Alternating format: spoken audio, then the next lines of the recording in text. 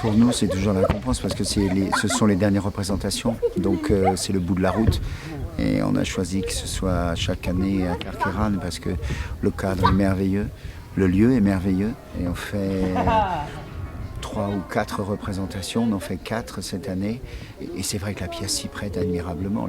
La guerre de Troie n'aura pas lieu dans ce cadre-là, c'est éblouissant, c'est incroyable. La guerre de Troie n'aura pas lieu. Cassandre, je te tiens à Paris. Andromaque, cet envoyé des Grecs a raison. On va bien le recevoir.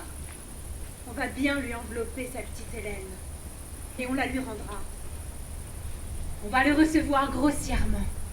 On ne lui rendra pas Hélène. Et la guerre de Troie aura lieu.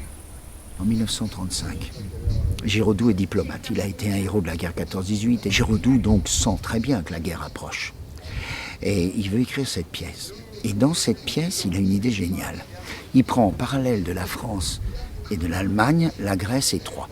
Parce que quand Paris a kidnappé ou enlevé Hélène, qui était donc l'épouse de Ménélas, grec, il l'amène à Troie. Et là, il suffit de rendre Hélène pour qu'il n'y ait pas la guerre. Très bien. Pourquoi les Troyens ne veulent pas rendre Hélène? Tout simplement parce que Giraudoux a l'idée subtile de dire elle représente la beauté, elle représente l'art, elle représente la vie, elle représente la jeunesse, on ne peut pas. Ça devient un symbole. Et donc on ne rendra pas ce symbole aux Grecs. Tu pourrais peut-être jeter un coup d'œil sur Hélène? Je me moque d'Hélène. Tu dis? Je dis, père, que nous devons fermer les portes de la guerre, les cadenasser, les verrouiller, pour que même un moucheron ne puisse passer entre les deux battants.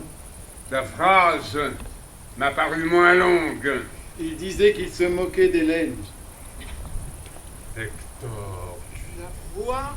Oui. Mais oui, il la voit. Je me demande, qui ne le verrait pas ou ne l'a pas vue?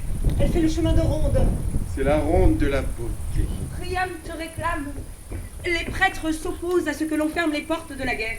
Ils disent que les dieux y verraient une insulte. Oui, c'est curieux comme les dieux s'abstiennent de parler dans les cas difficiles. Ah, ils ont parlé eux-mêmes. La foudre est tombée sur le temple et les entrailles des victimes sont contre le renvoi d'Hélène. Mais je voudrais bien consulter les entrailles des prêtres.